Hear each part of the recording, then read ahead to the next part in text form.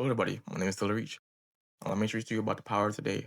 Retrocasual speed. The most power boils down towards its persistent ability to move as if in positive time or in negative time. This can get a bit hard to understand considering the physics behind this power. But stay with me as I attempt to help you understand this power. First, we have to explore what causality and retrocausality is. By Kane definition, causality is defined as the relationship between cause and effect. Considering the principle that everything has a cause, think of a ball rolling down a hill, which is the cause, and the effect being that it gains kinetic energy. There should be no confusion between causality and correlation, as causality goes to show that one variable can influence another in change, shape, energy, and size, and etc. Correlation is simply the relationship between two variables, which causality doesn't share a relationship with something, but rather does a cause and effect. I want to get that out of the way simply because these two concepts can be thought of and get confusing. When it comes to the example of running out of battery of your phone, which is the cause, then affect the phone and shut it off, which is the effect. The fact that it doesn't turn on, which means that the apps don't work, is simply correlation, not causality. You understand, yeah? I'll trust that you do. Now we have to get to a territory where the canon doesn't necessarily help us, considering this is a hypothetical concept, meaning that isn't proven in your universe and can be rather seen as rather imaginative. Usual causality is the hypothetical concept where an effect can precede its cause. Now this example here can get a little bit dark, but this is the only example that helped me, I mean you, understand what usual causality is. Imagine a scenario that loved one of yours were to ever enter into a tragedy, such as a plane crash or a car accident, and you pray that they survive that unforeseen tragedy. That itself can be described as backwards causation, where the cause is beyond the effect. The effect of praying affects the past, in which your loved one appears in the future. That is the idea of backwards causation. If you need to further understand this idea, I recommend visiting the Superpower Wiki or even the Discord, and I can help you out more on there. For now, I hope this example will reach out to you, as virtual causality will be brought up a lot more than causality. When it comes to power, retrocasual speed, which is also called temporal inversion motion, practically makes the user a temporal singularity, somebody who only has a singular temporal existence, only existing in the present, now future or past for somebody else to manipulate. The user doesn't adhere to time. It's only because they managed to reverse the arrow of time, in which the real world can only be forward facing. Imagine, if you will, about somebody who possesses typical light speed movement, is still affected by causality only because they're not faster than light. The power we're discussing right now is somebody who can not only move faster than causality, but simply reverse it. They're arguably making their user speed incalculable. What makes this power special is the fact that only two users have been shown to have this power. Norwest Allen of the Arrowverse, and Dana West of Volume 4, 23.2, the Reverse Flash comic. This being that the only two characters possess these powers could, in argument, make the power rare. In the Arrowverse, this ability is called temporal regression, and the best display of this power is when we get to see when excess gets controlled with tremendous technology. She is tasked with killing her father, the Flash, and starts chasing him down. Inside the scene, this controlled Nora begins to realize that her father is faster than her. So she starts by rewinding time as she begins to move, tapping into her temporal regression ability, reversing time while running, and tagging her father, but fortunately manages to stop at the last second. We even get to see this ability on her first debut, where she rewinds the timeline just after her father goes in to punch the satellite. Nora rewinds time to join her father and punch the satellite with him. Man, the Flash was good at the time. But nostalgia aside, we're going to review another user of this power. But do give me your thoughts on this user, as I don't exactly know if they belong here. The user I'm talking about is Daniel West. Daniel West, otherwise known as the...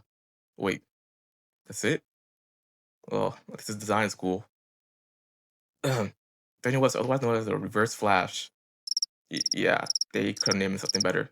Daniel West is the brother of Iris in the Prime Earth timeline of DC. Due to a car accident with a stolen monorail car, which is powered by Speed Force battery, the accident imbued Daniel with the ability to turn back time, but entirely depending on the Speed Force charge in the battery.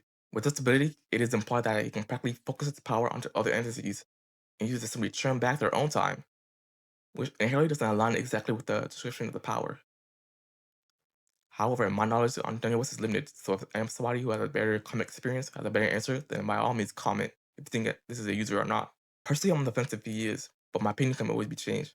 There are two users of this power throughout any sorts of media that I could find, and this is power rather unique in its appearance. When it comes to the body of the user, it's solely to maintain everything else in positive time, which is time moving forward. The user's perception, velocity, and friction remain fixed to a forward progression or regressing timeline, practically classifying their power as anti-casual momentum.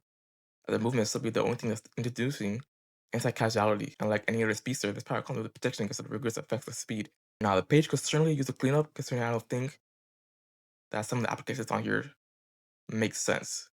Like motion paradox, power to simply move without even moving. Yeah, that's a really a doozy. Which probably doesn't sound like what a user of this discussed power can do, as they still need to force a move. In the perspective of others, Maybe it could be explaining that the user is simply not moving, considering that the eyes cannot comprehend. However, that's like visuals on your eyes, not mine. Mine are great. Hey, what's up, everything? Meh, it's been nothing. If you believe Bushman Paradox should stay on the page, do tell me about it on the page's comments or this video's comment section. Either will do, as I'm sure I'll get it, considering I get notifications either way. While you're down there, I recommend you hitting the subscribe button. We're close to 100 subscribers, and tell me that I'm doing something that you guys like to see. But if you don't trust me yet, don't worry, this like button that tells me to keep up the ideas. And I dish out the similar ideas in similar ways, probably in this format. With that aside, let's get into the second most interesting application of this page, entropy and defiance. Debates to ignore entropy. Now, this is the application I'm more certain of after some further thinking. A simple example of entropy essentially boils down to problems arising in your everyday life. Your house getting messy, the heat from your coffee spreads out, and your garden gets weeds. This is what is considered disorder or lack of order. Retrocasual speed can simply reverse entropy to thus defy its natural mechanism, forcing disorder back into order. However, I could imagine that retrocasual speed can only do so partially, so entropy defiance might not be a suitable application now that I'm thinking about it.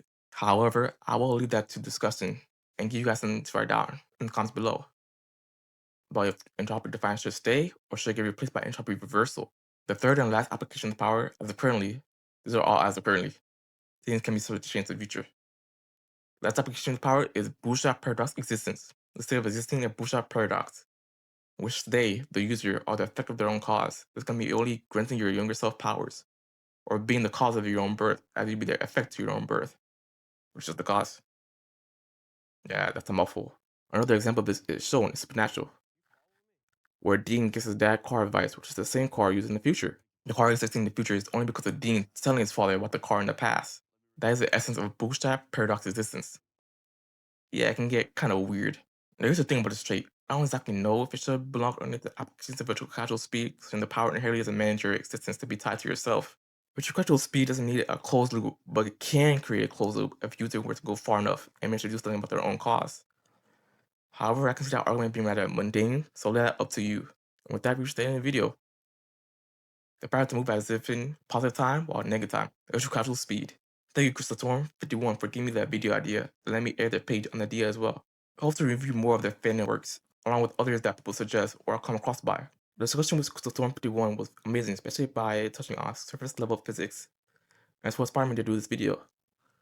Thank you all for watching out any of the video, and I hope to see you around at the next time as official representative of the Superpower Wiki.